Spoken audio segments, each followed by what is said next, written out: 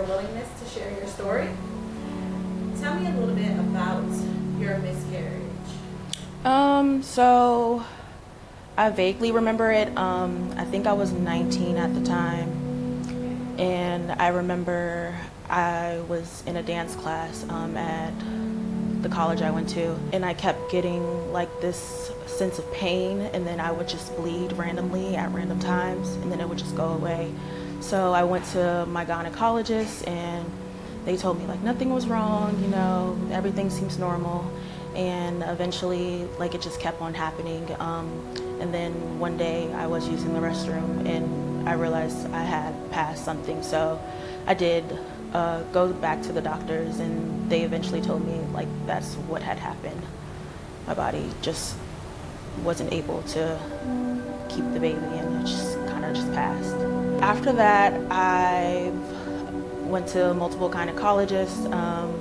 I would always get this pain like after intercourse, where I would just be like having really sharp pains, and I just couldn't move.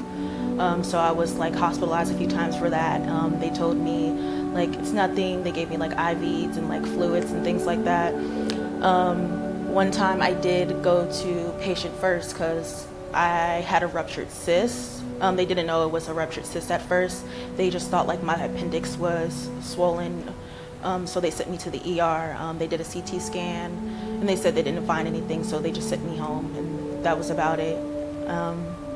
And recently I just got diagnosed March, I want to say 15th. I had a laparoscopy procedure, and they said that they did find scar tissue there. I had my left ovary like stuck to my ovarian wall, so they had to like remove the scar tissue to get it. Before I was diagnosed with endometriosis, my first gynecologist thought I had PCOS.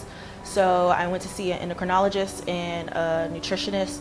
My dietitian, she gave me an MRT test, which they test your blood for like food sensitivities and things like that. And I have followed it, and I've always like got my blood checked for like my vitamin D levels and like my A1Cs and things like that, just to like try to change my lifestyle and my diets and things. So I do like have that sense of information where I know when I'm getting flare-ups because of the food I eat and because of like the activities I do.